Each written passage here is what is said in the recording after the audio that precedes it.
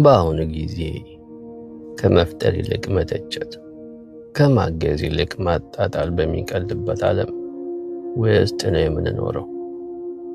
ነገር ግን በቅርቡ በመካከላችን አንድ ብርቅዬ ሰው አይተናል። አዶናይ ያለውን እድልና መድረክ ለቅንነትና ለሰዎች ረዳትነት የሚጠቅም።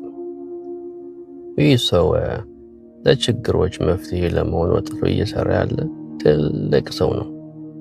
እንዲህ ያለ ተግባር ደግሞ ትልቅ አክብሮትና ምስጋና ይገባዋል። ግን ደግሞ ሌላም ነገር አስተውያለሁ።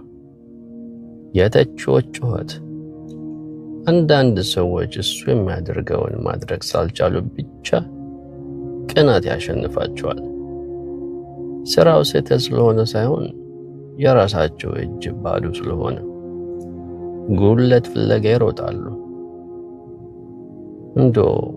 ይህ ቅናት ለሚሰማችሁ ሁሉ አንድ ነገር ተረዱ። መልካም ስራን ማጥቃት እናንተን የተሻለ ሰው አያደርጋችሁም። ይልቁንም የራሳችሁን መጥፎ ማንነት የሚያሳየው። ለመርዳት ዝግጁ ካልሆናችሁ ቢያንስ ለሚረዱ እንቅፋት አትሆኑ።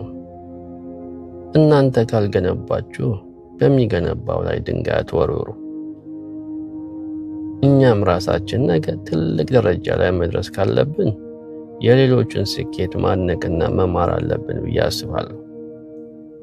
ማህበረሰብ የሚያድገው እንዴት እኔም እንደሱ ላግዝ ብለን ስንጠይቅ እንጂ እንዴት ላቁሞ ብለን ስንዶልት አይደለም። በጎውን መንገድ ለምትመራው አዶናይ ቀጥልበት። ያንተ በጎ ተጽዕኖ ከተቺዎችህ ጩኸት በላይ ይጮሃል። ለሁላችንም ደግሞ መልካምን የምንጠብቅ ሰዎች ያድርገን።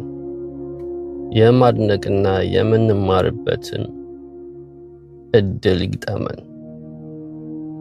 እኛም ተባባሪ የምንሆንበት ጊዜም ይመጣል። ምክንያቱም በቀኑ መጨረሻ ብርሃን ለጨለማ ማብራሪያ አይሰጠውም። ብርሃንነቱን ብቻ ነው የሚቀጥለው። አዶናይ ብርሃንነትን ቀጥሎ ወንድሜ፣ ባለበት ሁሉ ሰላም።